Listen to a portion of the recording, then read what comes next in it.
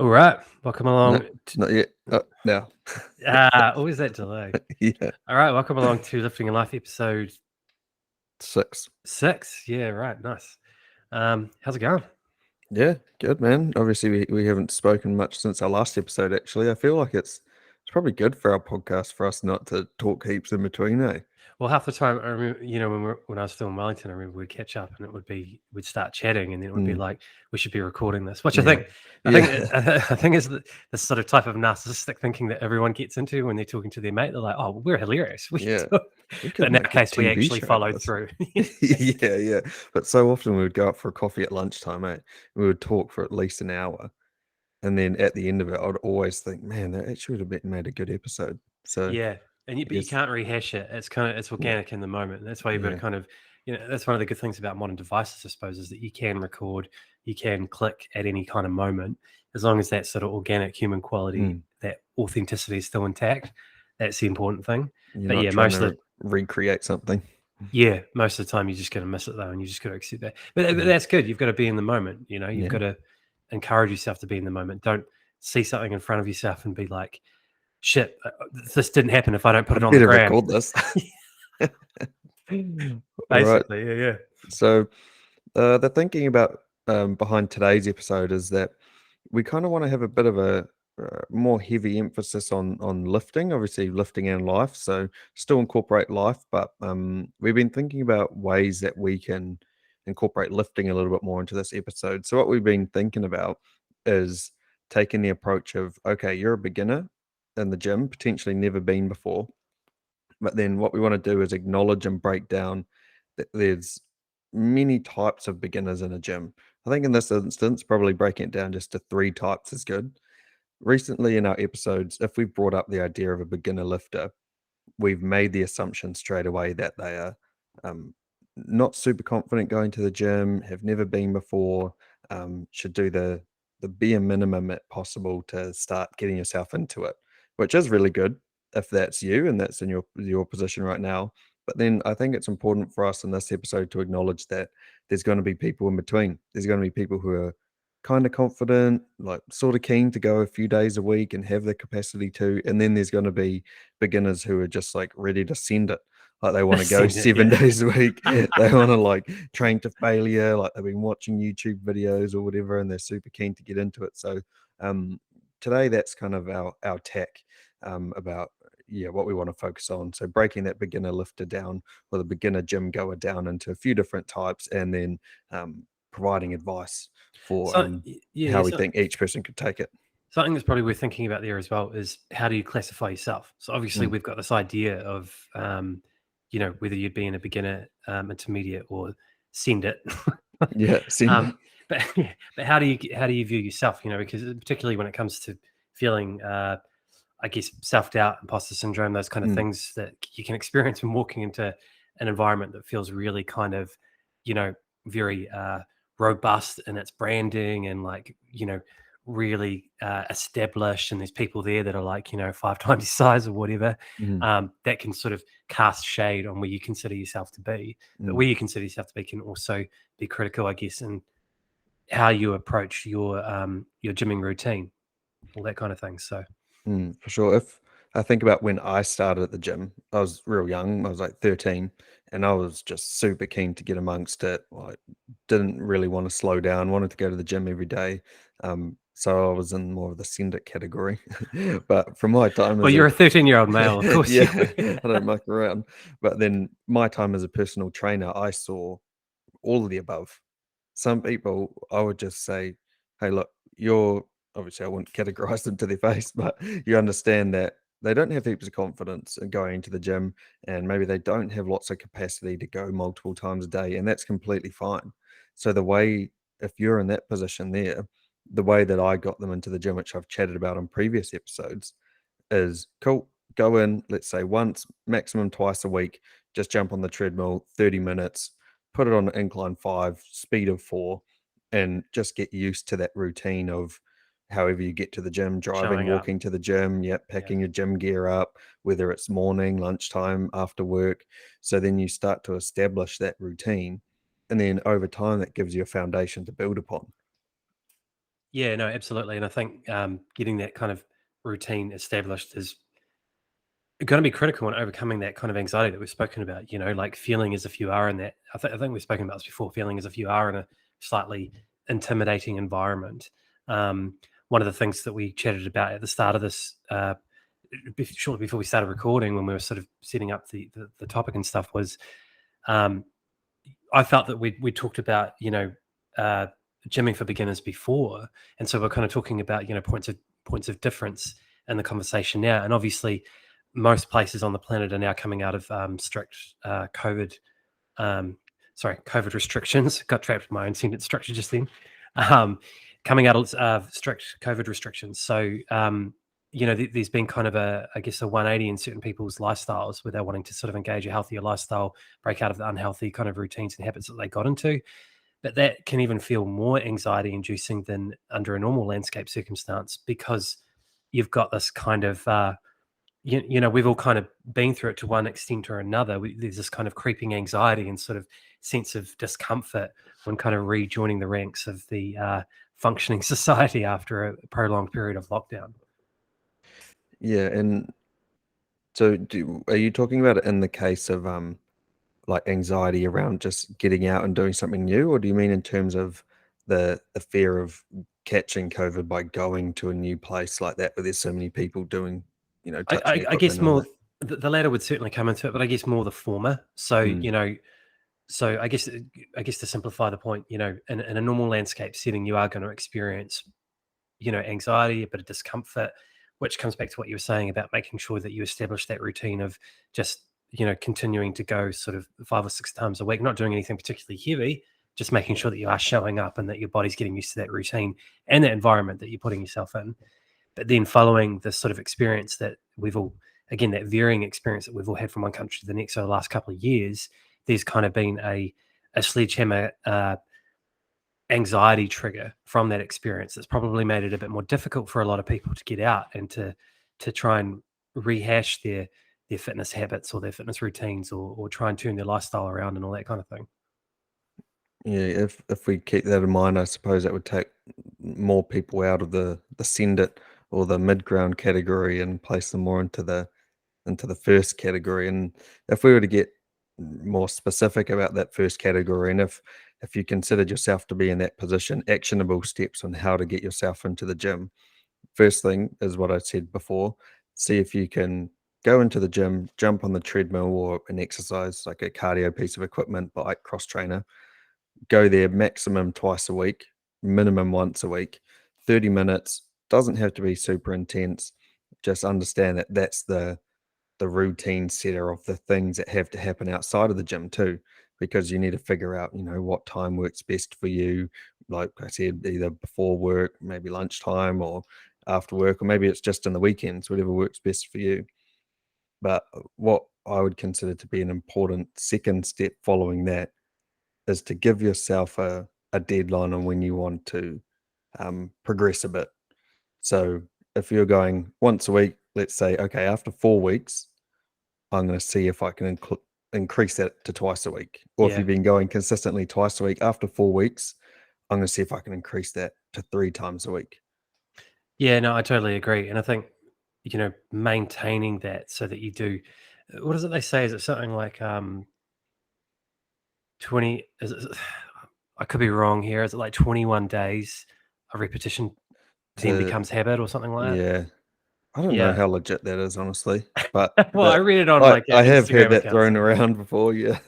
yeah, I mean, I don't know how legitimate it is either, but I Mm, do find that once you've kind of established a routine, sticking with it for that first kind of period, um, once you have sort of trained your body, or rather conditioned your body to mm, expect that kind of behavior, staying in that groove is just so much easier. Which is yeah. something I think we've reiterated that many times before. Me, when I'm Mm, talking about coming out of something like alcoholism, the way that I did as well, establishing that new kind of habit coming out of it. One thing I'd be interested to hear your thoughts on is, I guess, the kind of what you would consider the healthy mindset for those three categories. So, for example, if you are a beginner, or rather you haven't kind of properly established that routine yet, um, but you're going in and you're sending it, you know, what what are the kind of dangers of that? What's the kind of what's the better kind of mindset to put yourself in when you are sort of just fringing into things? Yeah, well, I'd say the send it category is certainly more dangerous than the two former categories. The dangerous thing, if you want to go in and you want to go hard and you want to weight train 6 or 7 days a week, obviously you're going to get DOMS, like your delayed onset muscle soreness, so the soreness you get after weight training. But then second thing to worry about is how good is your technique and what exercises are you doing. Never gone to the gym before, but you want to go in and smash it out. You're doing deadlifts, squats, rows, like all of those exercises that obviously involve a lot of different joints, but mainly thinking about your spine. You could definitely injure your back or something because you're Yeah, doing these big compound movements that require a lot of technique and a lot of learning. So the fundamental danger or big danger of that, obviously you're going to get a lot of DOMs. That's not too bad, but is like inflicting an injury that's more long term. yeah, DOMS, something like that goes away. It's not the end of the world. But then having an injury that doesn't go away after a long period of time and then puts you out of the gym. So what you want to be going in thinking about, yeah, short term progression is good, but the main thing is that we have the ability to keep coming back, and your body is going to adjust over time and reach that homeostasis with your training over time. But if you go in all guns blazing, and after doing that for 2 weeks, you could be out for 6 months because you did something real bad, like maybe you herniated a disc or something. It could get yeah, that bad. So the main worry would be just injuring yourself, because especially if your body isn't accustomed to weight training, if you've never gone before, it's going to be a big shock to your system, and it's more likely than not that you're not going to be training good. yeah. That's And what you go. having that foundation is just critical. Mm, Like that's once you've kind of got that established as well, which I think is why that sort of I don't know how you describe that mindset really, like kind of more like a just observe, be mm, instructed, follow the knowledge, yeah. don't kind of assume that you know everything, that kind of thing. And It, set ceilings for yourself too. So set parameters. If you're real keen to go into the gym, it's likely you want to do every exercise that you know, and you want to do every exercise and every set until you're absolutely burnt out, have no reps left in the tank. But I would say go into your session. Um, if we, yeah, I would talk about a specific split. So if you're in that send it, smash it category, I would still say you probably wouldn't really want to be going more than 4 or 5 times a week max. And something to start off on, you could just alternate between upper and lower body, or you could do like upper, lower, full body, or maybe a push pull legs full body session or something like that. yeah, But I yeah. wouldn't, what I'm getting at there is that you don't want to go in and just do an arm day, or just do a shoulder day, or just do a chest day, because you could inflict some serious injury. And Have you then, seen in your experience, have you seen those that sort of pile in with that sort of, I guess we can call it yeah, arrogance? yeah. Well, when people come to me as, or used to come to me as clients with that, I was there to pump the brakes on it, Yeah, to tell them to slow down. But you definitely see, and that's the important thing. Obviously, if you have the means to get a trainer and a good trainer, I would definitely recommend that, even if you're in the like smash it out category, because you think, oh, I'm, ready to go. I don't need a trainer to motivate me. You actually need a trainer to do the opposite. You need a trainer to set restraints and boundaries on you sure. Yeah, so yeah. your training can sustain over a long period of time. So, Did you find that you had to sort of, in that circumstance, I think this is quite an interesting thing you've touched on yeah. inadvertently. Did you find that you had to, I guess, kind of alter your approach or rather sort of strategize your approach? So you'd sort of meet this person Mm, and they were like, as we said several times, they're trying to yeah. send it, but they're Yeah. totally in the beginners category. Yeah. And then you have to sort of assess their character and you'd be like, okay, Yeah. this is a guy that clearly doesn't like authority. So if I just tell him outright to stop Mhm. doing that, it's not going to go well. So I'm going to have Yeah. to, it's called a soft struggle. I Yeah. read about recently where you kind of provide coercive tactics rather than just, strength orientated sledgehammer authority. You know what I mean? Yeah. I have more examples of, the more timid categories than the go hard ones, but there's definitely been examples of the go hard ones. And you're exactly right. What you have to do is basically the exact opposite to what you do to someone who um, needs to or wants to gain confidence in the gym. You Yeah. need to do the opposite. instead of telling them, nah, only go in once a week, like abstinence, like, nah, you're not allowed to do that. You need to slowly take things Yeah. out. Okay, so you want to go weight train. This is an example. This person wasn't a beginner, but this is still someone who I train. They were like doing a group fitness class every morning and then doing a weight circuit afterwards. Yeah. And then after work, going in and doing their weight session. And then they were also running. I don't know if it was every day, but like most days, they were also going for runs. Yeah. And when you have someone like that, it's just like when someone's eating real unhealthy and not doing anything, you can't tell them to do the exact opposite, right? Yeah. So you have to start off. How about we just take that weight circuit out after you do your class in the morning? Because you're doing your weights in the evening anyway. And if you do that, then it's likely you'll optimize your training in the evening instead of just doing that. Like it's kind of, there's no point in doing that. Yeah. So And then, oh, how about we just sort of nudge them, yeah, very yeah, gently? Yeah. yeah, Yeah. yeah, yeah. So whether you need to make some changes, like in terms of increasing frequency or intensity or whatever it is, or you're at the opposite end where it could be more beneficial for you to reduce the load and the stress on your body in order to get actually more out of your training. I believe an incremental approach is often better, unless someone's super open to like, they don't know what they're doing. This is just what I've been doing. You're the professional. Tell me what I should do. There's also people like that, but often if you're doing heaps, it's because they feel so passionately that this is the best thing for them. Mm. And that, like, for me not to be doing this is not good because that's less, and less is not best. More is always better. So there is that mindset that you need to address with those people sometimes, for sure. It's a very prevalent attitude within male culture as well. Like, I mean, you see it in the job sector quite a lot. Uh, individuals who apply for roles that they're deeply unqualified for, but they kind of just, you know, have that kind of mock confidence, I guess, and think that they can just sort of bluff their way through it. And unfortunately, in the business realm, I've seen that work quite a lot. There is a ceiling on it, absolutely, provided your business is reasonably good culture. But in the gym, it would be dangerous, because as you say, you can inflict an injury. You're not kind of bluffing your way through some sort of marketing or sales orientated business unit. You're actually dealing with really heavy instruments that can, well, basically just fuck you up if you Yeah, do it the yeah, wrong way. exactly. You can't cheat them. Like they move how they want to move, and that weight, that 100 kilos, is that 100 kilos. Yeah, Like 100%. you Yeah. can't deceive it or make it something else that it's not. But if we're to bring it right back to the beginning of the beginner slowly. So for those that don't know, there's a term called progressive overload. Pretty self-explanatory. Over time, as you progress, you gradually increase the load in which your body is under. So that could literally be the weight that you're pushing or pulling or moving, or it could be frequency as well. So a way to progressively overload, especially if you're a beginner who's been doing 2 cardio sessions a week. What about the next step after 8 weeks? So you've done 4 weeks, 1 to 2 days on the treadmill or whatever, 4 weeks, 2 to 3 days on the treadmill or the bike. How about you either increase, so go 4 days, or you swap out one of those days for some weights?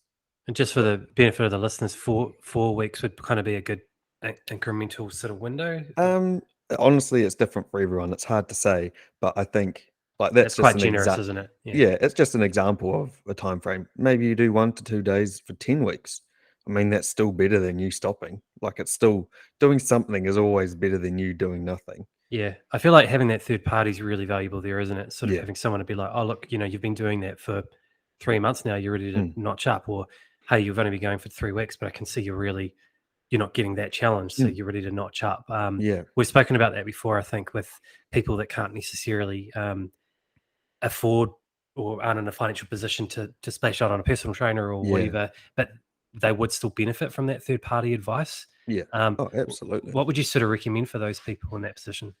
Oh, man, in that position, obviously setting your own parameters is good. So at least you are changing over time. But there's just so much good content out on the internet now, man. Like if you just follow some people, when you don't know what's good and what's bad, obviously it's hard to follow someone who's good. Mm. But there are Especially with the many, branding that you see. yeah, but there are many good trainers and coaches and even like scientists and stuff out there who you could learn a lot of information from, and who could be a good sounding board for you.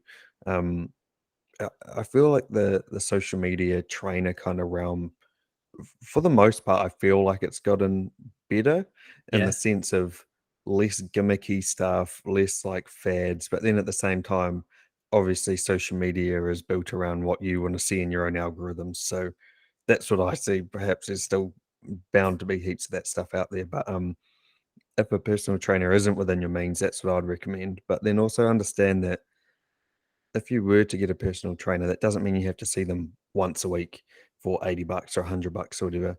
Maybe you see them once a month for half an hour. A Just lot to of get that trainers kind of are, feedback and advice, and yeah, and that might be $50 a month, which obviously that can still be unachievable, but there's flexibility options out there, and it doesn't have to be once a week or twice a week or whatever. That can be super unaffordable. You can see if there are ways that you can make it affordable for you. But yeah, for that beginner, so progressive overload, you've been going now to the gym for 8 weeks and you've just been doing cardio. How about for the next 6 weeks, let's substitute that third cardio day in the gym for weights. And we're going to do a full body session and we're just going to focus on machines. So we're not going to do any free weights, don't have to go into the dumbbell area, you don't have to jump under a bench press. You're just going to do machines. They could just be pin loaded ones, the ones with cables, and then that's what you do. You do 6 exercises, you alternate between a lower body one, upper body, lower, upper, lower, upper. And because that's on a machine, yep, it's still likely you're probably going to do it wrong. Way less chance of you actually getting an injury, and your load management, like you go super, super light where it's yeah, virtually yeah. nothing. So, Just until you can feel it out and get familiar with it. Yeah, mhm, yeah. because Um, it's quite. I remember the first time I sort of jumped into machines. It's quite. I guess the analogy that comes to mind is, I remember my dad when I was very young, and him and my mum were still together. He worked at in a metal factory in the small town I grew up in called Oamaru, and he I remember walking into that metal factory to see him one day after school, and just like the mechanics of everything around me and how overwhelming it was. A similar kind of feeling the first time I started, working with machines in the gym. It is quite overwhelming because you don't know how they work, you don't know what to yeah, expect from them. So really easing your way in with that really light weight. It's not just about the weight being light, in my opinion. It's about getting comfortable and familiar with what the machine actually is and how it operates. yeah, and especially so for those of us who work a desk job too. You're going to move your body in ways that you never ever move it. You probably spend most of your time sitting down. So doing anything out of that um, sort of movement pattern is going to feel weird. And the machines do look kind of strange and like weird contraptions, but Yeah, for the most part, they've got, stickers on them or whatever, or you can see the name of the machine. So I know, let's pick a pec deck fly, and you see a pec deck fly, maybe I don't want to touch that because it's kind of a weird thing. But then when you you get look like you're going to home, get trapped in it. yeah, do I put my feet here or what do I Yeah, do? Maybe you see that machine name. Sweet. I'm going to go on the treadmill or at home. I'm going to search into Google or YouTube how to use pec deck fly. And probably the first video would be a good enough example yeah, on how to totally. use it. Yeah, there's a lot of good resources out there. So you could even search up how to do a like full body weight training workout, machines only. Yeah. There's just so much resource out there that if you start with an idea, you can search it and get quite knowledgeable on it without even having to do anything. A lot of it's designed as well to make it, sim- uh, as simple and its user friendliness as possible. Mm, Was it? I'm sure we were talking once, quite some time ago. I think we were talking about, how fun must the job of engineering weights machines be? To yeah, come up with the mechanics of how it operates, but then also the user experience, and just the physics of how mm, some of them work, because you sort of see the cords sort of do these sort of loops around, and then it goes back to the weight, and it's like someone actually had to sit in a room with a group of people and think that up, and that that'd be quite a fun yeah. job, I'd imagine. And it's crazy if you take an exercise, say like a seated leg curl, where you put the back of like you're sitting on it like you are a chair, you extend your legs out, they're putting seated on top of a pad, then a knee pad comes down onto your legs and you curl your feet under. you can have that machine, multiple different brands, and not all of them feel good. Some of Mm. them feel terrible. It's like because how your muscles contract too, you're weaker or stronger at certain points, right? So if the load distribution of it is harder where you're weaker, but then easier where you're stronger, it can feel real weird. So although it's a seated leg curl, it can still not be a good seated leg curl and actually be super uncomfortable. We should probably be grateful though, because I was just thinking as you were talking about that, like imagine the period, the mandatory period they had to go Mm. through to, even though sometimes it's still not comfortable, the period that they had to go through to get it to how comfortable it is Yeah. now. Yeah, yeah, It would yeah. have started Yeah. off with like these medieval torture device sort of vibes, Yeah. like, getting through that kind of preliminary period of be like, no, no, no, that doesn't work. Yeah. Old Arthur there's lost a leg. Yeah. No, no, no, we're gonna have to start again. Dislocated his knee. Yeah, yeah, Yeah. absolutely. But and those machines too, back in the day, used to be chains a lot of the time instead of cables. That's kind of So, badass to be honest. yeah, super mechanical. When we went to Gold's Gym in California and LA, they've still got some old sort of legacy equipment that's still got chains on it, and it was pretty cool to see. When you pull it as well, I can imagine it must make like quite a loud mechanical Yeah, noise. So you're like, yeah, whoa, like yeah, full beast yeah. mode. Yeah. Super sick. Yeah. Um, I guess jumping into that middle category, we haven't touched on that too much, where a person is keen, they're willing, they're reasonably confident to come into the gym. Someone like that, I would be inclined to start off already doing at least one, maybe full body weight session a week. So not everyone needs to do well. No, everyone does need to do cardio, but if we're thinking about it in terms of a You're like, tool, what message am I yeah, sending here? yeah, If I yeah. In terms of like, I suppose what I'm saying is that not everyone needs to start off just doing cardio. yeah, It's a good tool, but you can do cardio outside of the gym too.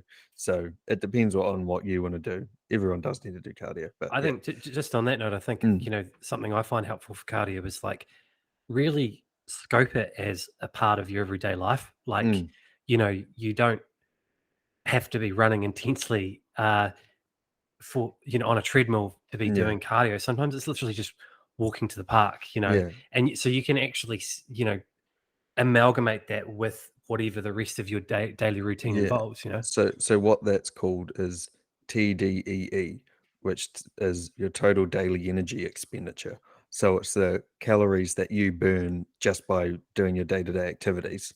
So if you were to do like a calorie maintenance calculator, that's part of the equation. So if you, for instance, took a builder who's on the tools, their energy expenditure is super high.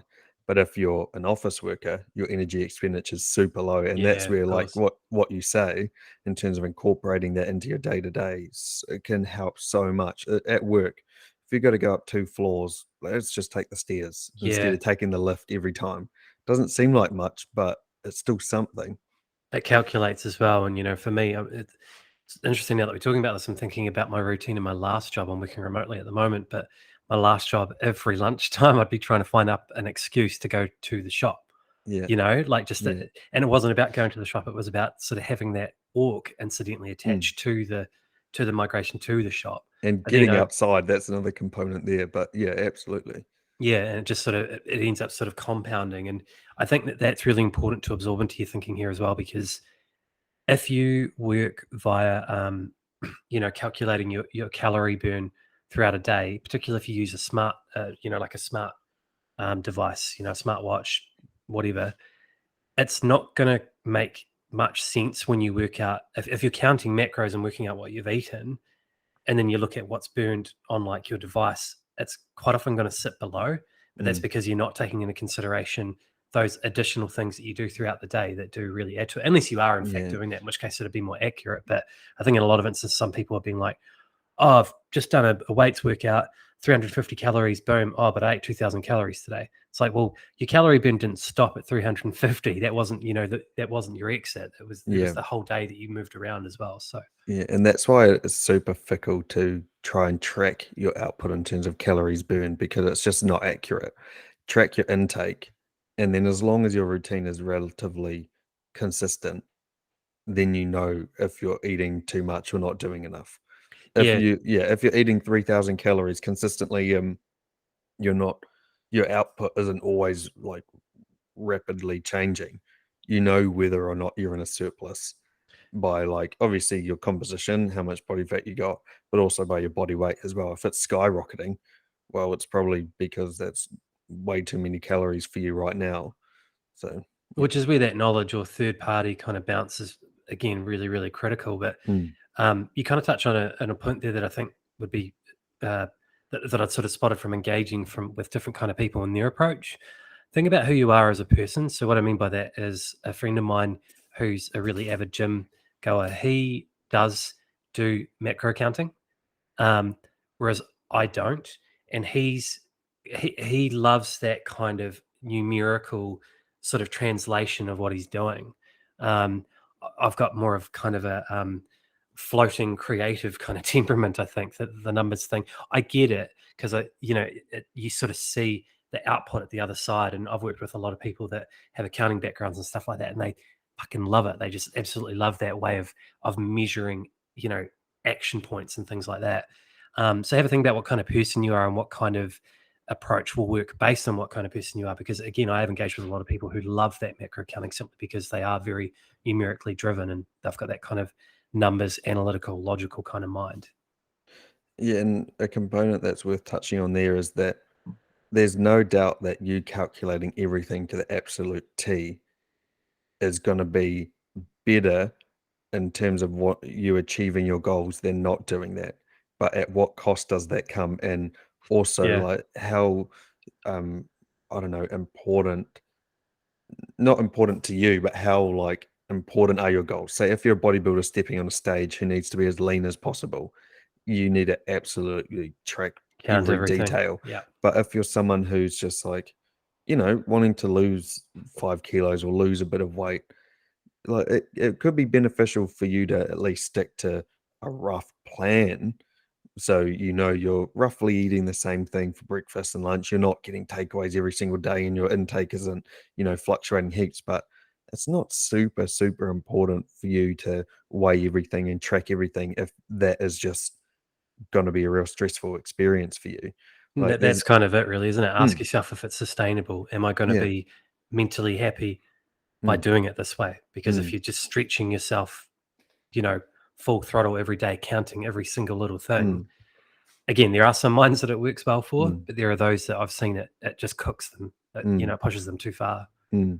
And a good strategy, sort of how I do it, is I'll calculate my food. But if you eat basically the same thing each day, you don't need to calculate it every day. Like my protein, carbs, and fats stay pretty stable. I just vary my fruit and my veg mostly. But some people like hate eating the same thing consistently, couldn't have two of the same dinners or lunches in a row. So I get that as well. But then you got to understand that the more variation you're including into your diet, especially when it comes to your carbs, fats, proteins, the harder it is to understand, especially when your body isn't responding, like isn't losing weight or you're not getting leaner.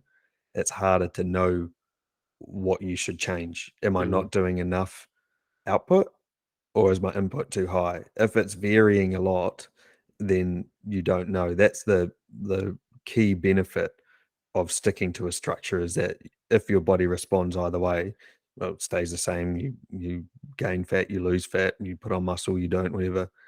You at least know what your body is responding to at that time.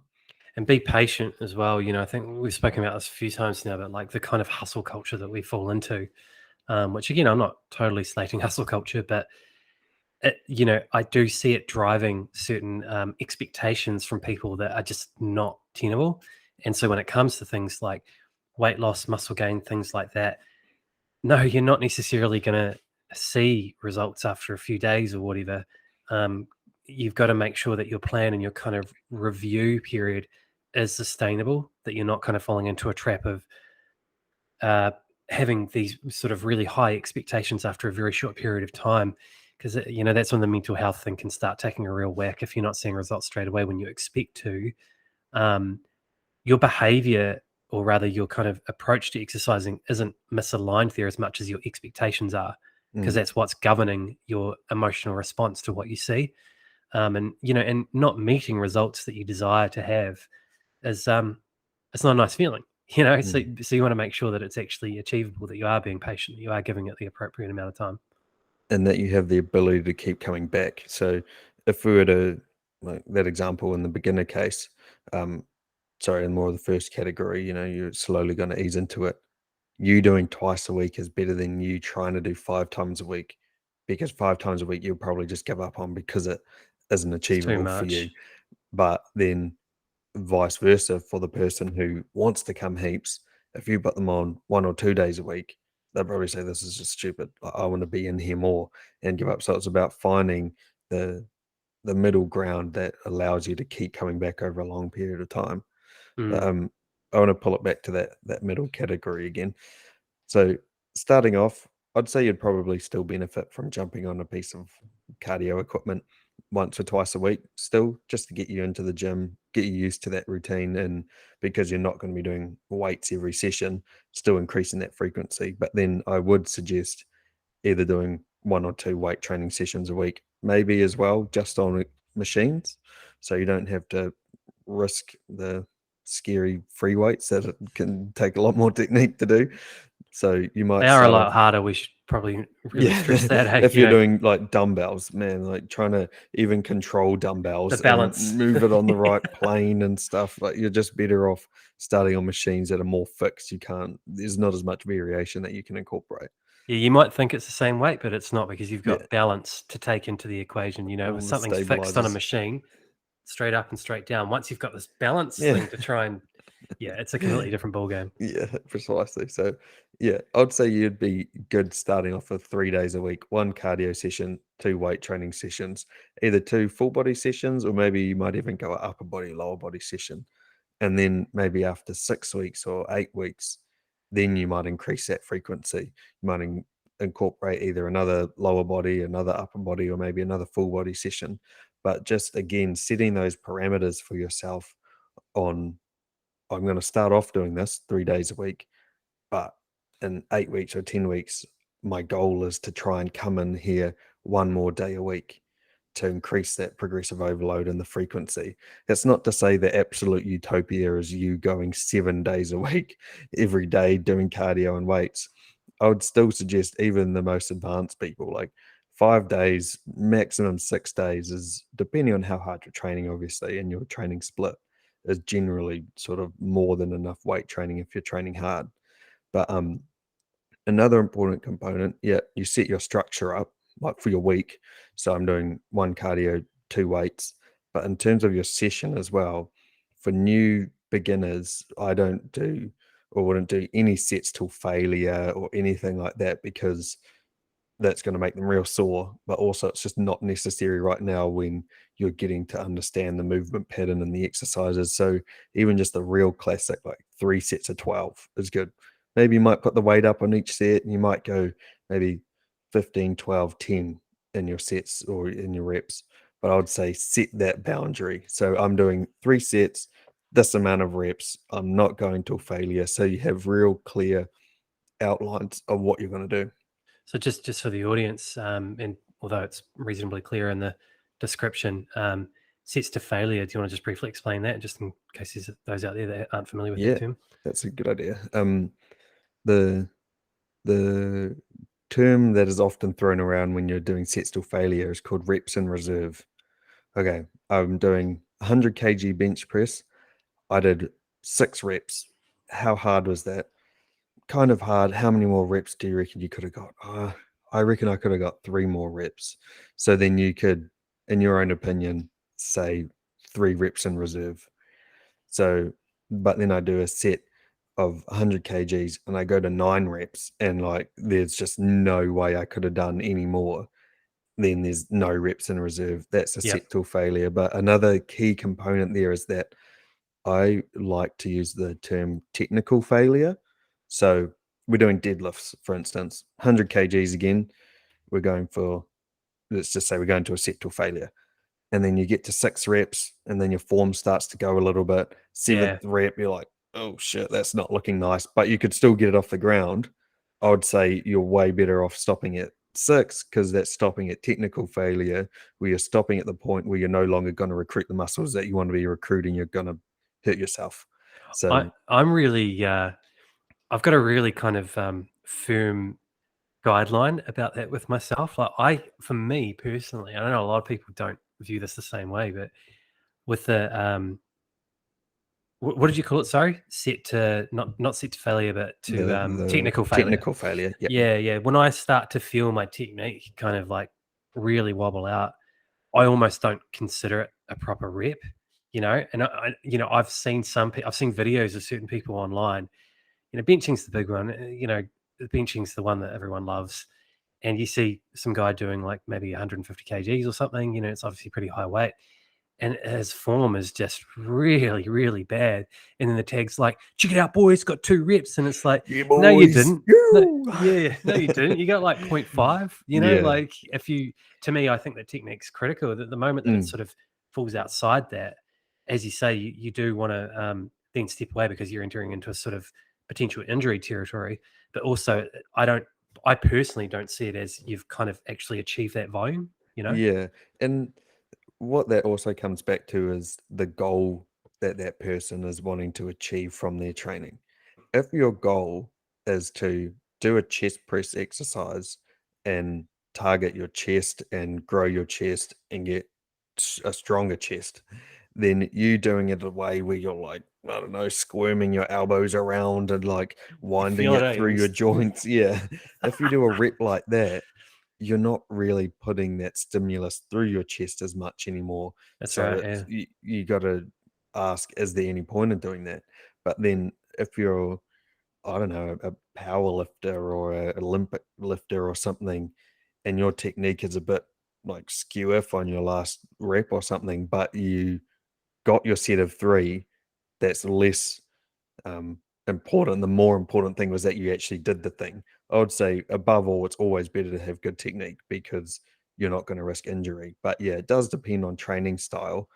But as a blanket rule, I would say training to technical failure, not absolute failure, is always the better option. And it depends on what you're doing too. Some things you can train to absolute failure because you can't really do them wrong, like a, I don't know, leg extension or something like that. Yeah. Like it's so fixed and it's an isolation exercise.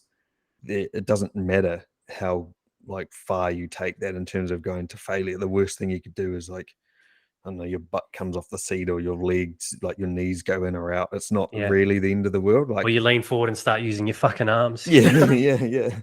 Or but then if you take it back to the deadlift or the squatting example, you imagine a squat. If you're taking that to absolute failure, it's likely you're going to leverage it all through your spine because your hips will go up first and then you'll pull it back through your spine. And that's when you question, why are you doing that? Like the Mm. risk of injury is high. And also, you're not even really getting your legs anymore. It's like a good morning exercise and like you're just putting unnecessarily load and stress through the joints.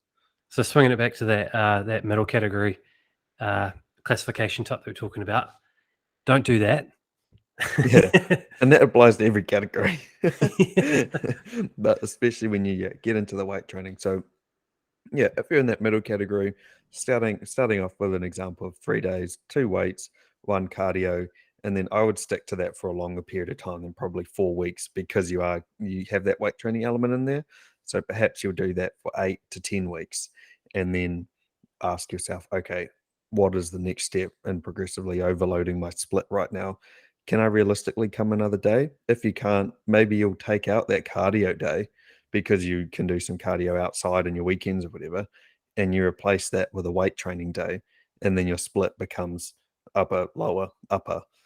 And then that's what you work with for the next 8 to 10 weeks. And then, okay, I'm ready to take the next step in this.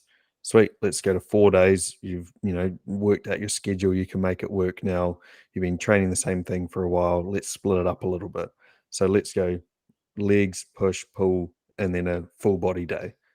But then obviously at the moment, the only component of progressive overload we've been talking about is frequency. But within your sessions, you can increase the intensity a lot by Yeah, that's right. doing, Yeah.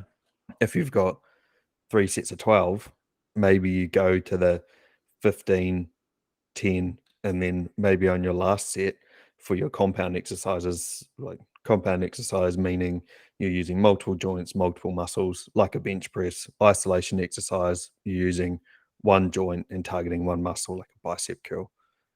So then for those bigger exercises, how about we do a set of 6 now for our last set?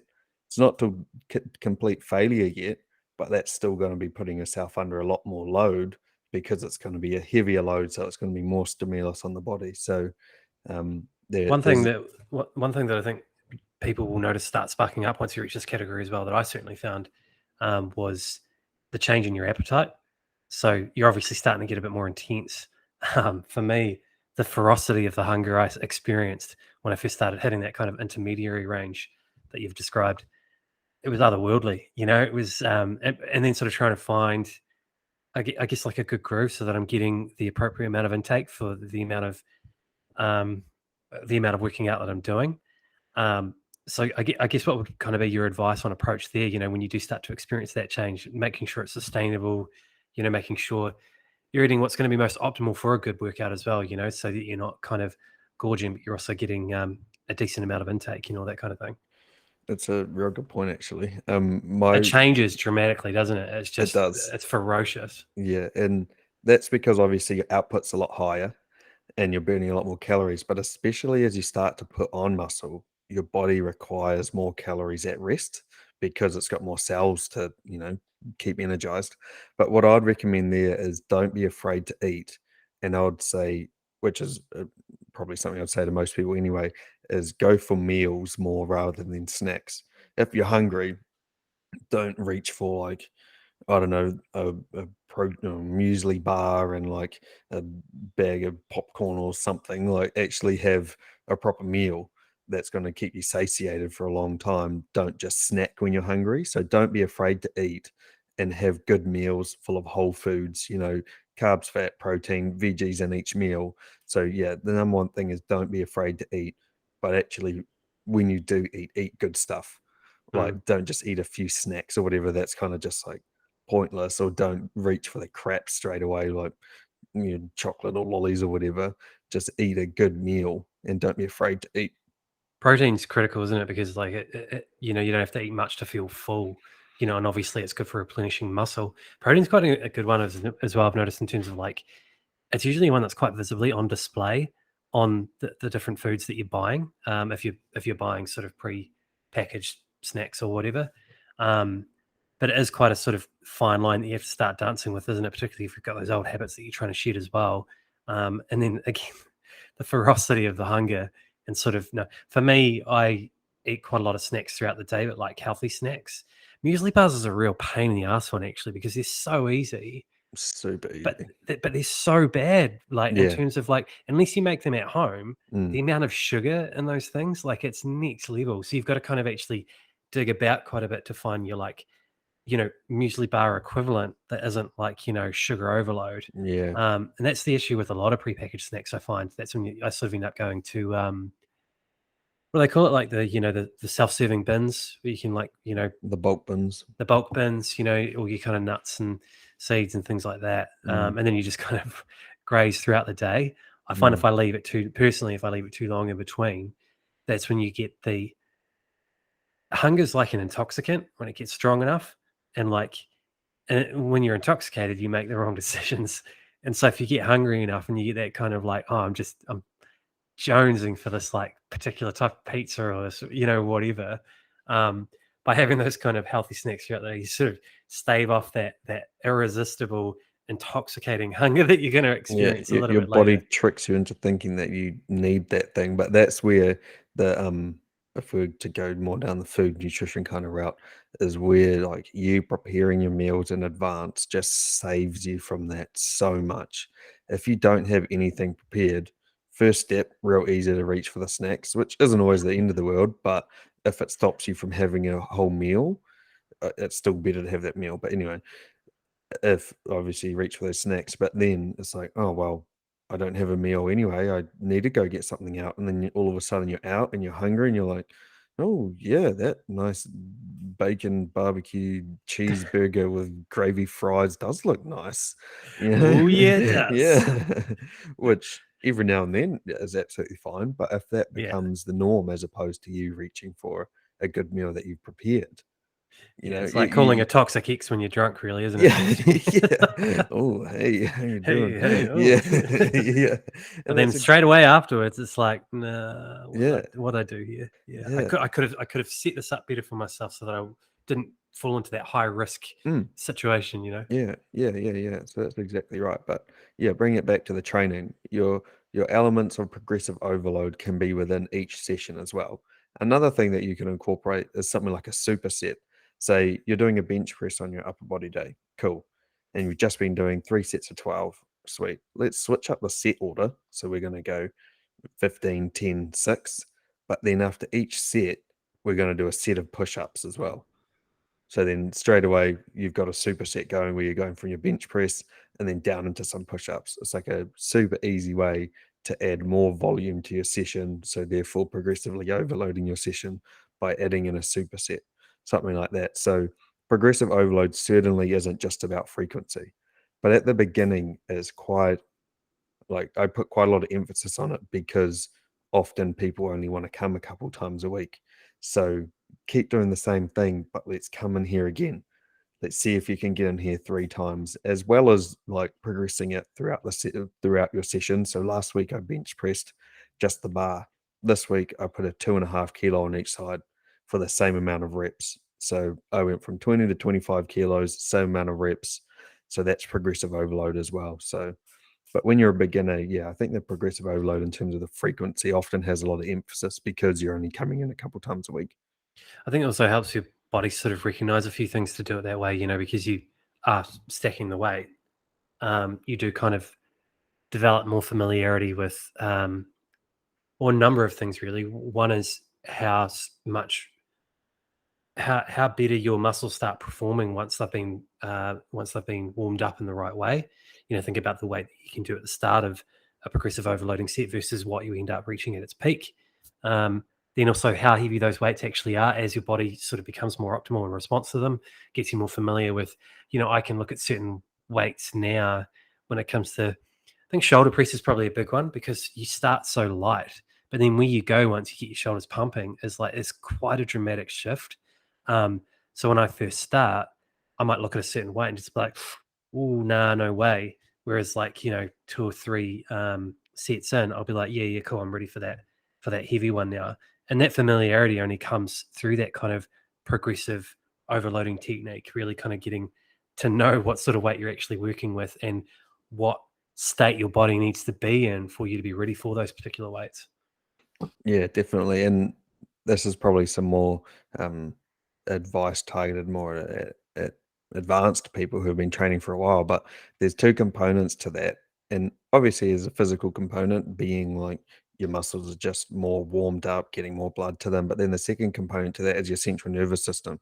Like oh, each set, it's going to start recruiting more and more muscle fibers because it's online. It's knowing what to expect. You're getting your central nervous system warmed up. It's not such a shock because it's already done a little bit um, like less than that weight that you just did. So You're in battle mode yeah, you're or ready to moving fight. into battle mode. Yeah. Yeah. So this is advice for more advanced people who are lifting reasonably heavy weight in terms of a warm up set structure. It's like, okay, my working set for my squats today is going to be 180 kilos. We know that we can't go from the bar straight to 180 kilos. So we're going to have to do some increments in between. But an important thing on those increments in between, if you want to have maximal performance at your 180 kilos, is to warm up the body and the central nervous system, but not take it over the limit. So you might start with the bar, cool, that's good. And then you go 60, 100, 120, however you do it. But your reps dramatically taper down Mm. to where your last warm up set is, say, at 170 kilos, but it's only for 2 reps. And that's purely for the central nervous system, really, and obviously you, but your central nervous system is you, for you to feel that weight and be like, sweet, how did that move? Those 2 reps moved well. My set at 180 is I'm going for 6 reps. From that set of 2, you can feel pretty quickly how does the body feel? How did that weight move? Can I imagine myself doing 180 for 6 today? Some days, especially like when it comes to strength, you're not going to be strong. you had like an average sleep, you're dehydrated, you skipped a meal today. Oh, that 170 felt like shit. There's no way I can do 180. But then some days like you feel real good. And if your like load management throughout your training is good, then that 180 for 6 is sweet.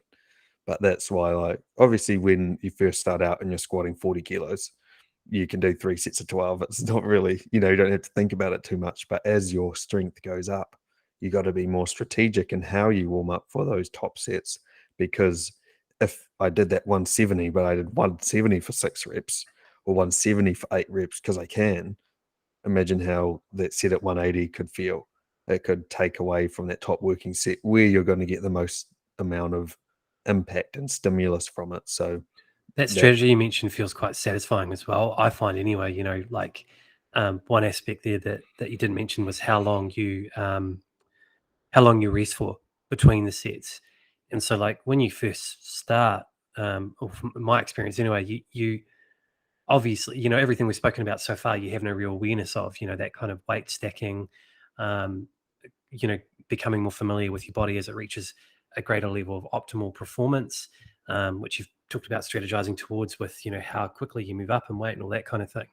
Um, but then another part of that that really contributes is how long do I kind of gap in between? And if you're having a strength day, where you've already, coming back to the example you used with squats, where you've already squatted quite heavy, but via that familiarity you've gained surrounding your body that you do have another kind of extra 10 kgs in you. What you're also going to know from previous experience and how long you've rested between sets is, all right, I reckon I can do another 10 kgs, but I'm going to have to rest there for about all 4 minutes kind of thing. And having that level of familiarity with your body is actually really cool, like kind of knowing where your trigger points are for your body, what you need to do to be optimal, how long you need to rest for, what you need to do to get the greatest performance out of yourself. That level of familiarity it's a good feeling to have. You feel like you really know yourself. You know what your triggers are. What you need to do to provide that best performance, and that feels like a satisfying thing. And coming back to what you were saying before, the means to get there is familiarity, but as you said yourself, strategizing as well. What is the pathway to get to that optimal performance? yeah, I've never been, that's an interesting point you touch on too, in terms of the time between sets. I've personally never been one to actively time myself between sets, probably because it's more so what you're talking about. It's kind of becomes intuitive, but More of a feeling. When I say 4 minutes, yeah, I'm more like, oh yeah, it's probably been about 4 minutes. yeah, yeah, yeah. But for beginners, I would say even more so the people who are super hard out when they start, timing your breaks would be super important, because if you're real hard out wanting to go 6 or 7 days a week, whatever, it's likely that that same energy is going to be brought to every session.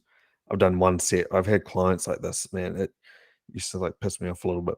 Okay, sweet. We've done a set on the bench, Dirty 40 kilo. laundry time. Let's air that Yeah, shit out. yeah. So the boom, done a set on the bench, 40 kgs. Okay, we're going to do a set of 60 kgs next. This person, their maximum is say 70. So 60 kgs is heavy for them. We take the plates off, like take the 10s off, pick up the 20, put the 20 on, clip it on, and then they lie down straight away, boom, ready to like unrack it. Yeah. And you just got to say, nah, we've got to chill. Look, there's a clock here, my watch is here, whatever. 2 minutes, and then we're going to go again.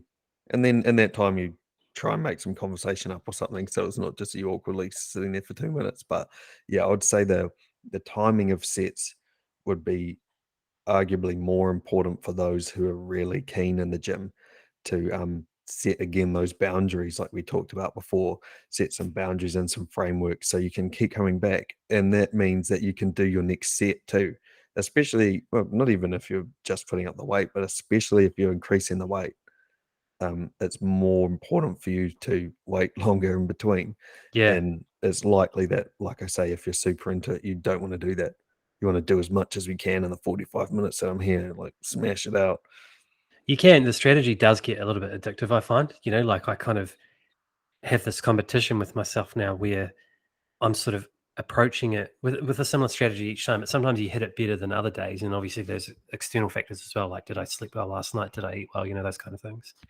Um, but on the days where you hit your strategy in an intuitive way, like, really, really on point, like total bullseye. Like it's such a you're like, applauding yourself. You know what I mean? Like I totally mathematically strategized that whole thing and I smashed out, really, really well. But it does take that kind of just, really, really practicing with it, and also being, I suppose a good example of when you can find yourself a little bit reluctant is, so if I'm on bench and it's more of like it's more of a day where I'm trying to get numbers than strength. Um, I might start at 40 and then I'll go to 50 and then I'll go to 60 and then I'll sort of spring from there with what sort of feels in line with, for that day.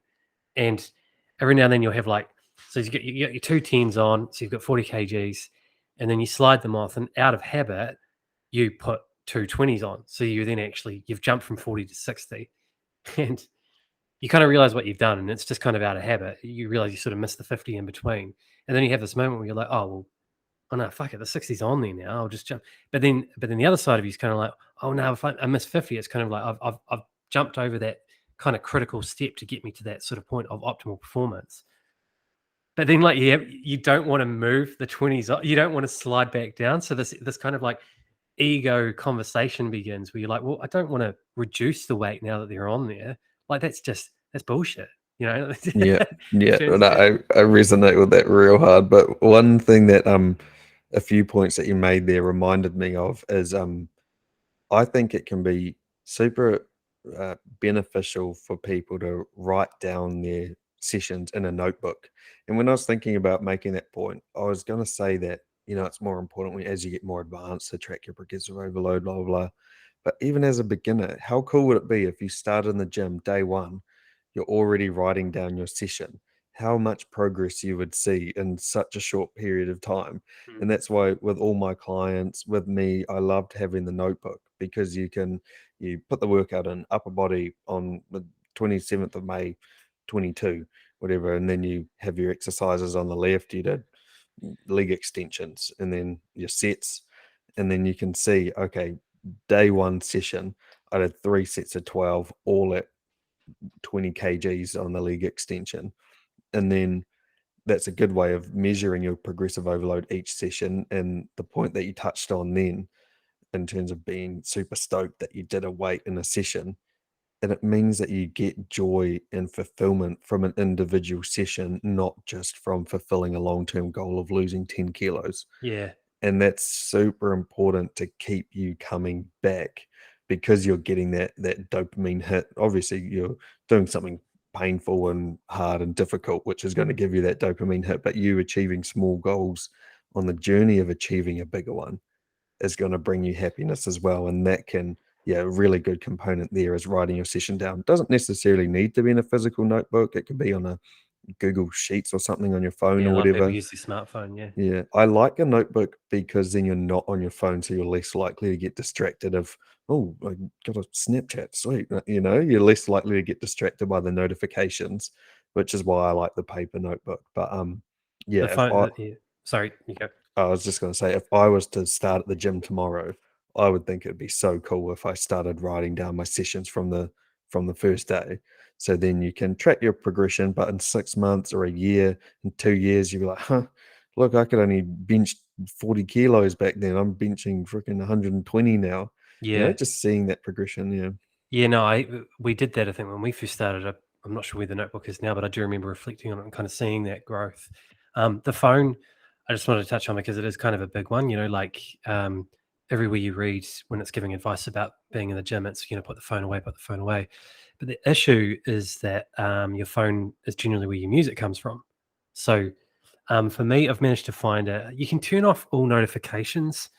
Um, for me, I've got a Huawei P30, I think it is P30 Pro. It's a bit outdated now, but there's an option that you can put it into where it's like mega battery save mode or whatever, and there's only like 5 different apps I think you can access when it's in that mode. So the apps are literally just Spotify, SoundCloud, the music apps basically, and so you don't see anything else when you're in that mode. So I've still got my tunes, which is great. What I noticed was I did that for quite some time, and then I had my phone on normal, and if you are continually using your phone while you're working out, you'll kind of convince yourself that, oh, I'm still working out. This isn't actually interrupting me that much. When I had it on that battery save mode and I wasn't looking at it as in like messages and stuff like that, and then one session after that experience, I had it on normal mode and I did have those messages coming through. I noticed how much more disruptive it was. And then you kind of don't, you don't hit your optimal peak. You kind of sort of just flounder around a little bit. You're still working out, but you're not getting the performance out of yourself that you would ideally want to. So I think that's, have a play with your phone and see if there's a way that you can kind of strategize it that way, because you do still want to listen to your tunes. I mean, I couldn't think of anything worse than working out without, well, obviously I could think of worse things. Whoa. Let's not go that far. But like, Damn, working privilege, out all right. working out without your tunes, it just doesn't hit the Yeah, same. yeah, you know. harder. I definitely agree in terms of listening to the music, and there is like on iPhones you can put it on do not disturb or whatever. And another good thing about your phone too is that if you can film yourself doing the thing, it can be super helpful in seeing how you're performing it. That's another way that the phones are just super beneficial.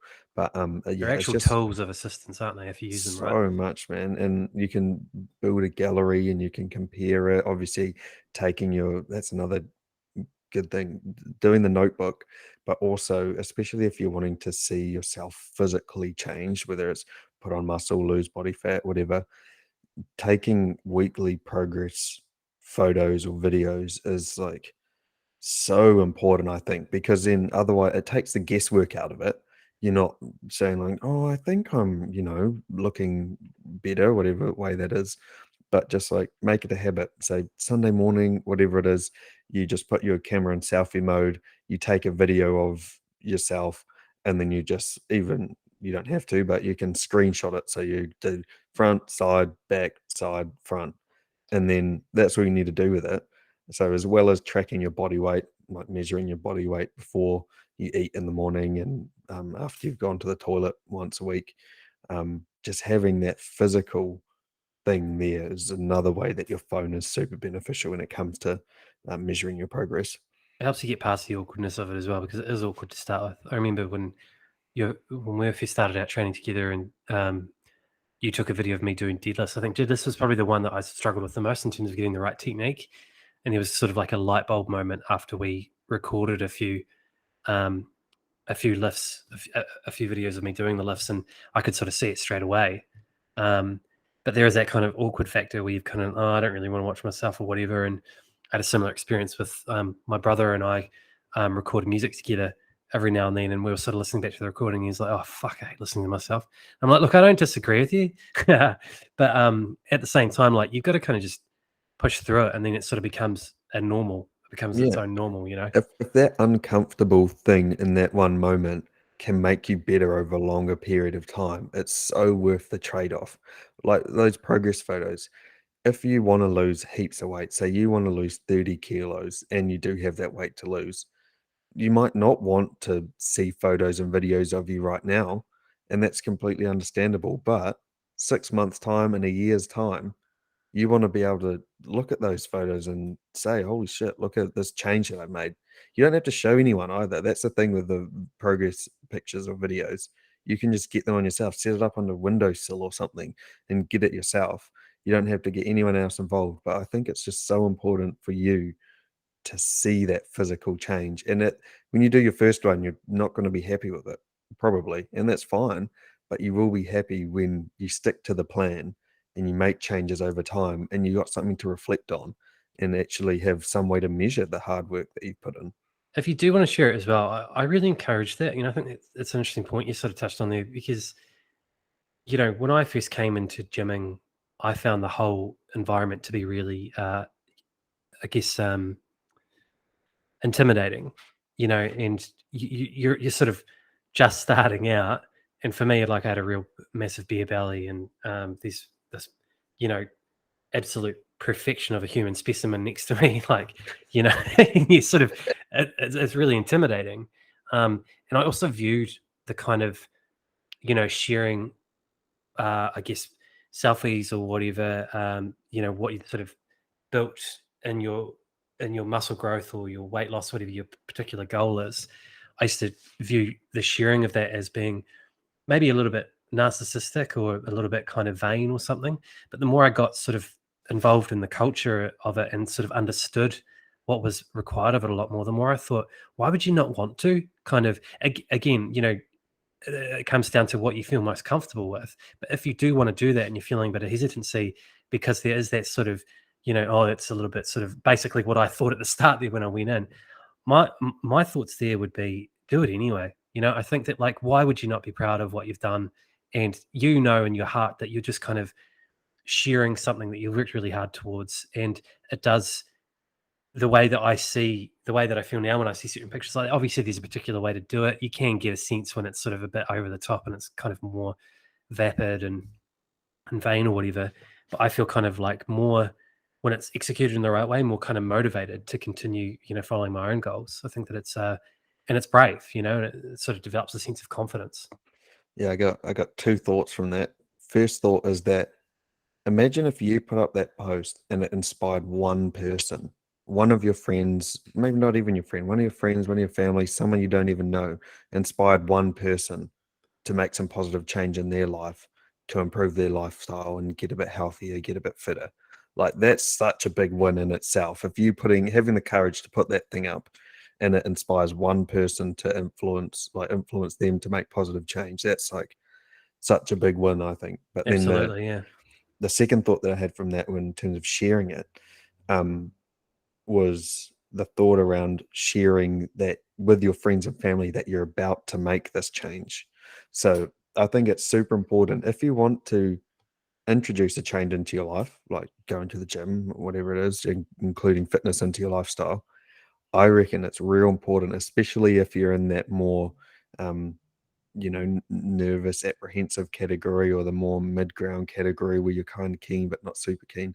I think would be real important for you to share with people who you trust. Like, hey, look, next week I'm going to start going to the gym, because as soon as you voice that thing, it brings it more into reality and it's not such a thought. Then all of a sudden you have some loved ones around you who might hit you up every now and then. Hey, how was the gym last week? How'd your first session go? So the importance of you sharing it out like that is that it becomes not a thought, it becomes a reality. Yeah. But also you've all of a sudden created this self accountability around you.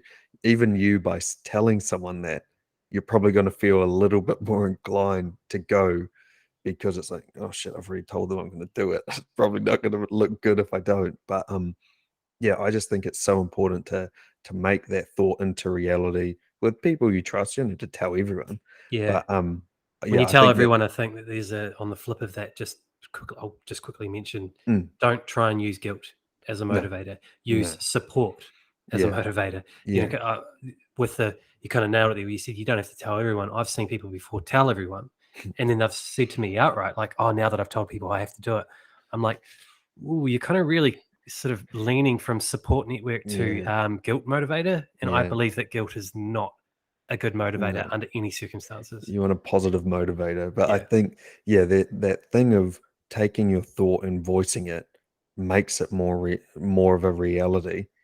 And then, yeah, then it also shares something cool with your loved ones that, like, hey, look, I'm going to join this thing. Maybe it would also inspire them to do it as well. But yeah, especially when you're first getting started, obviously the ones who are real keen, they're probably freaking telling everyone anyway, so it doesn't really matter, and they Yeah. don't need Look, that can you just extra. shut up about it, Yeah, mate? you haven't even started yet, mate. Yeah. And they They're like, "Oh, probably, let's not invite Toby to yeah, dinner on Saturday." he's It's like, annoying. Yeah, and so if you're in that sort of spot, you probably, it's not as important. But yeah, if you're a little bit worried about getting into it, maybe a really cool thing or a really important thing to give you that extra push is just to tell one or two people. Um, yeah, one of those because people then might it's, also be doing they might be at the same, entrance point as you. yeah, There was a a girl I worked with, a few years ago who I think she'd been gymming a little bit before me, but we were kind of on the same level in terms of, like, we were sort of really falling in love with the lifestyle at the same time. And Emily, if you're listening, shout out. It was great bantering with you on this. But I always remember, yeah, we would talk about like the sort of buzz that we were getting from it, and like that wouldn't have happened if I didn't share the fact that I was going with her. So it's that kind of you're creating a sense of synergy, I guess, and That that that opportunities work the social same way. component is a really good thing to touch on actually, and especially if you're just getting into it, you're not 100% sure, you're in that first or that second category, especially that first category. The component of community and social interaction around doing the new thing can help so much. Like, man, if you can get one of your friends on board to come in with you, that can just help so much. But I would say flip side, don't rely on them like to come to every session. But man, if you can get one of your friends who also doesn't train to start coming into the gym with you, that's such a big motivator, Mm. especially when you're unsure of what you're doing. You're going to have someone there who's also unsure of what they're doing. If you've got to get up a little bit early to get to the gym, someone's there waiting for you. That could be the extra little nudge to you be like, oh, no, I need to go. Like, this person's counting on me, or yeah, it's that community. You're both in it together, both trying to achieve something cool. Yeah, I mean, I had that experience recently through the job that I started a month ago. We're all working. A lot of us are working remotely, so it's Sydney, Brisbane, and Melbourne.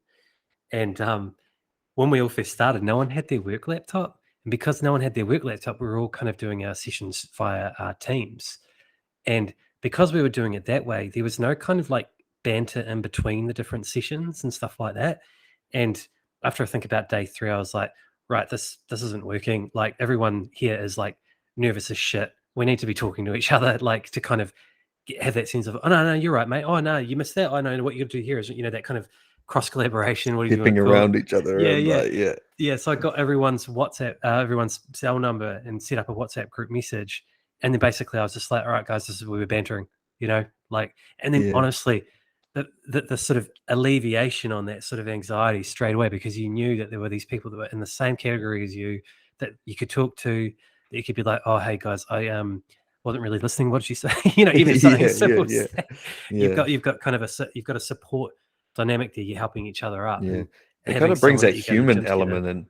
human element into it too, where in that corporate setting, obviously a bit different to the gym, but it becomes more of a human interaction instead of a colleague interaction. You Well, it's kind just a of, support dynamic, I think, yeah, just and knowing yeah, that there's someone there that's kind of the very, I think, universal feeling of relief that every culture on the planet, I'd imagine, probably experiences when you're feeling a little bit anxious about something. Doesn't really matter what it is, and then suddenly you're engaging with someone who is in the same category with yeah. you. Um, Bro, that's it's like human evolution stuff right there. that You is like the fit into good the stuff. masses. Yeah, I'm not standing out. I'm not prey. I am yeah. safe in this situation. Yeah, That is like a non-toxic shot of vodka, yeah, just like straight away yeah. the feels that, ooh, Ooh, there I it really is. like that. That's great. There it is. Yeah. Yeah, And just yeah, the, ooh, yeah, suddenly I'm okay now. And it's unsaid. You know, yeah. you never really It's quite innate. talk. Yeah, Yeah, exactly. You don't kind of have this big commentary about it. Like, look, mate, yeah. it's just, you just give Yeah, each other the it's nod, it's like the feeling of when someone you see a scary spider, everyone's scared. It's like this thing that we were just literally evolved to feel like, oh, I feel like an outsider right now. This isn't good. Oh, I'm in the in group. Yeah. This is comfortable. That's the heart of community, I think, is that Yeah, feeling. It's like just sharing the feeling together. yeah, yeah. Damn, that's deep. All right, I feel like we need to sort of sum up a little bit what we've touched on. We've obviously touched on quite a few different things. So if we were to take it through the three different groups, group one, you're apprehensive and you're not 100% sure about going to the gym. You don't know if it's for you. All of that is completely fine, completely normal and understandable. And I'd say most people are in that boat. So don't think you're different or weird for feeling that way. It's a big deal what you're about to do. I'd say it's important for you to still set yourself some frequency goals in terms of how many times you want to go to the gym. I would say minimum once a week, maximum twice a week. Go in there, jump on a piece of cardio equipment for 30 minutes, and that's all. It's about building your routine around the gym. So, packing your gym bag, what time you're going to go, where the changing rooms are, where the cardio equipment is, like so many different components outside of your session. And then set long term, or well, not super long term, but mid-term parameters for yourself. So, after 4 weeks, I'm gonna see if I can go definitely 2 times a week, maybe 3 times. After 8 weeks, okay, I'm gonna definitely go 2 times, definitely go 3 times, and then maybe step it up, maybe introduce a weight session then, but understand that you need to take the time that you need to take. But have a bit of an idea in your mind so you don't just go once or twice a week for 6 months. Mm. That's kind of the idea with that one there. And then gradually feed in that weight training element if that's what you want to do. Anything else that you think would be important for that group? No, I think that sounds good. I think just we really sort of touched on, I think, the kind of really the really helpful dynamic at the end there with, just, talking to those that are your nearest and dearest, those that are going to encourage you. We've talked about this in our previous episode, actually, those that you do engage with. We won't dive down the rabbit hole of, relationship dynamics, but, I would encourage you to share most with those that are actually going to give you the encouraging advice, that are going to support your decision. You can every now and then come across those that, sort of cut down I was about people to say with, you don't want to give it to someone who could use it as ammunition against you, or who's yeah, a dickhead, like who's someone like, oh, what, you said you were going to start going to the gym, you haven't even started yet. yeah. You know, Find your support network, and follow your instincts. But I think, irrespective of that, you're reaching out and sort of connecting with those that are going to support you is just going to help motivate you so much more. It's going to make you feel more comfortable. And again, by talking to people that might not even be too close to you, like I did with my colleague, for example, you end up stumbling upon someone else who's like, I'm actually in the same category as you. Let's start hitting this together, and suddenly you've basically created a community. yeah, that's a real important element to that too. Okay, group 2, this is when you're keen to get into it, still a little bit unsure, still don't want to commit to doing 6 or 7 days a week, which you shouldn't be doing anyway, but you're not going into it all gung ho, ready to go kind of thing. You want to go, but you're not in that, like we said, that send it category. I would say start off minimum 2 days a week, maybe 3 times a week. But starting off, I'd say you're probably confident enough to incorporate a weight session or two straight off the bat. So you might go 2 cardio sessions and then 1 full body weight session, machine based, for say 8 to 10 weeks. And then, or maybe you might go 6 weeks, depends on you, but let's say 6 weeks. And then you swap out one of those cardio sessions for another weights training session, and you change to an upper body, lower body split. And then you do that for 6 weeks. And then you could keep that cardio element in there, maybe go 4 days a week, or you could take out that cardio element and add in another weight training session. And you might go push, pull legs, or the next step in your progressive overload is to incorporate some more free weight style training. But I would say straight off the bat, you'd do either 1 or 2 cardio sessions a week and then 1 or 2 weight training sessions a week, and then set yourself a time frame, 6 weeks, 8 weeks, and then get ready to step it up again. And then you might be working towards 5 days a week where you're doing 1 or 2 weight training sessions and then 3 or 4 cardio, oh, sorry, other way around, 1 or 2 cardio sessions and then 3 or 4 weight training sessions a week. So take it where, or start at a point where you feel most comfortable. But I would say, yeah, you would be ready to incorporate a weight session off the bat, and also a cardio session, just to again build that familiarity with the gym, understand what time frame works better for you. Plus, it's just good doing cardio as well. And then another component to that group that would be different to the first is that because you're starting off weight training, take a notebook in with you on day one as well. Start writing down what you did. If there's an exercise that you don't know how to do, search it up on Google or YouTube or whatever after your session. But yeah, write down your sessions, write down your exercises and your sets, set yourself parameters. So in terms of the frequency, but then in that weight training session, okay, I'm going to do 6 exercises. I'm going to alternate between a lower, upper, lower, upper, lower, upper, and then I'm going to do 3 sets of 12 for the first 6 weeks. And then from there, cool, I might add in a superset. So I might go from, I don't know, some squats or some leg extensions into some body weight squats. And that's my progressive overload. And then writing that down as well. And then for both categories or all categories, I'd say, like we touched on, is that the taking photos or taking a progress video each week and taking your body weight once a week as well. Is Yeah, there that any? sounds good. No, I think that's, you've pretty much covered it. Yeah, and have fun. At the end of Yeah, the day, that's what it's all about. 100%. Yeah, That's where like that cardio weights, like, man, when you're first starting, it doesn't matter. If you have more fun doing cardio, who cares? Stick to yeah, cardio for longer and then maybe over time bring some weights into it. yeah. One of the things that I've learnt through writing is that quite often what restricts our imagination in our adult life is that you are constantly told as you're growing up that there's these certain rules you need to follow. Oh, you can't touch that. You can't do that. Oh, you've got to stay within reason. Blah blah blah. Blah. And the encouragement within that writing community is that when you're publishing your first draft, is that you basically just let your imagination unfurl. Forget about all the kind of restrictions that you were given as you were growing up.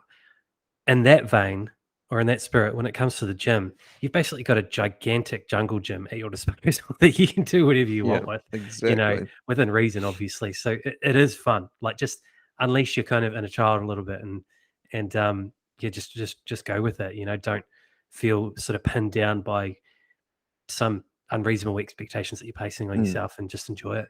And the important component to that too is like what we touched on before in terms of keeping you coming back. If you're hating every single thing that you're doing at the gym, it's probably not likely you want to stick to it. Maybe you want to try a different form of exercise entirely, but I would still say at a gym, often there's so many different things that you can do. Try and search for that thing that you enjoy doing. That's why I think tracking your weights, because then you can see your progress. Like, cool, I'm getting stronger. And that's something that motivates you too. So finding an element or a style of training that works best for you um, is really good because then you're enjoying it, more likely to come back. Yeah. Now, okay, the final category, you're ready to rock and roll. You're wanting to do 7 days a week, cardio and weights every single day. Nothing's going to hold me back kind of category. Important thing there is understand that that's not a long-term solution. If you were to do that, it's likely that you're going to get burnt out, lead to injury. You're not going to be training well. You're not going to be getting much rest, all of this stuff that's just like way too much stimulation for the body and not the right kind of stimulation too. So first thing I would say, still start out maximum 4 days a week. If you've never done weight training before, 4 days a week is still going to be a lot of weight training. Oh yeah. Yeah. And start off with a split that isn't super isolating. So I wouldn't go straight to a bro split where you're doing like chest, back, arms, legs, whatever. I would say just alternate upper body, lower body, upper body, lower body. Or it could be legs, push, pull, and then full body on the last day, but at least a split where you're training multiple muscle groups in one session. The next thing is what we touched on before in terms of setting restraints within the session. So on each exercise for the first 6 weeks, again, I'm just doing 3 sets of 12. But then the component here is time your rests. So you're going to rest for at least a minute and a half between each set. I would say if you're not training to failure, a minute and a half is a pretty good amount. And then understand that you should still be having quite a lot of reps in reserve after your set. And then maybe after 6 weeks of doing that, you are ready to step it up a little bit. And like, I wouldn't discourage you from, utilizing that energy and enthusiasm and motivation that you've got. You want to maximize it. But the main point here is that you want to maximize it over a long period of time. You're not going to maximize Sustainable. it for, yeah, it's not going to be 6 weeks of going 7 days a week. And then you're like, oh, shit, I can't do this anymore. I'm so beaten up. I've freaking dislocated my hip. No, that's a bit exaggerated, but you've got some injury that prevents you from going. So it's about progressively overloading over a period of time that's sustainable for your body, where you still see progress, but you're not going so hot out the gate that you end up leading to an injury or burnout that affects you just stops you, sorry, from not being able to go for a long period of time after that. Bang on. Don't think I can add anything else. Well, I Sick. mean, I could, but it'd be Yeah. unrelated. Yeah. It's pretty cloudy. Yeah. Um, Just one thing. I might yeah. not be at the. I might not be in the next episode actually, because I am transitioning. In the last episode, I actually mentioned that I'm looking for an apartment, and I actually did get an apartment. So Yeah, that's exciting, man. That's yeah. so cool. So the next episode we've got locked in with a guest, don't we, Cam? Do you want to cover that? Yeah, yeah. So yeah, hopefully 2 weeks from now, we're gonna have Tim Fox on board. And I'm really looking forward to this one too, because there's so many components or interesting things that Tim will bring to an episode. He's competes in classic physique in New Zealand as an amateur athlete. Has competed quite a few times now, but he co-owns a gym called the Fitness Portal. They have two gyms in Wellington region, one in Petone, and they just open up a brand new gym out in Tawa, which I personally think is the best, like especially weight training gym in Wellington. And then he also owns a electrician like Sparky business as well. So when we're thinking lifting in life, there's a lot of components there, and he's also races cars too. Like he's in motorsport too. So Yeah. um, Yeah, a lot of knowledge to pull on. I mm, might be shifting that week. Well, I will be shifting that weekend. Whether or not I'm in that episode comes down to sort of how the semantics of the weekend work yeah, out. yeah. But I did look into it, and apparently there's a word for when your podcast co-host goes off and does his own show without you, and it's called Judas. Ooh, not MIA. Not MIA. But no. I mean, it'll be good to have him on the show, and obviously we'll circle back for the one after that if it doesn't quite line up. But yeah, I'm looking forward to hearing that myself. So yeah, it should be Yeah, good. for sure. I don't think there's anything else in there, so I feel like I covered most of it. Again, I feel like I could say a lot of things, but off Yeah, topic. So, unrelated. yeah. Anyway, thanks everyone for checking out episode 6 of Lifting in Life. I hope you enjoyed a episode that was focused a little bit more on lifting. Try to give out some practical take-home advice that you can implement, not just sort of hypothetical, mm, Rambles. theoretical stuff. Yeah, life. That's good, but I want to make sure that we give out stuff that you can listen to an episode and then you can implement it in your life. I think that's cool. You can get some practical takeaways. Awesome. Cheers, mate. We'll catch you at the next one. Sweet. See you.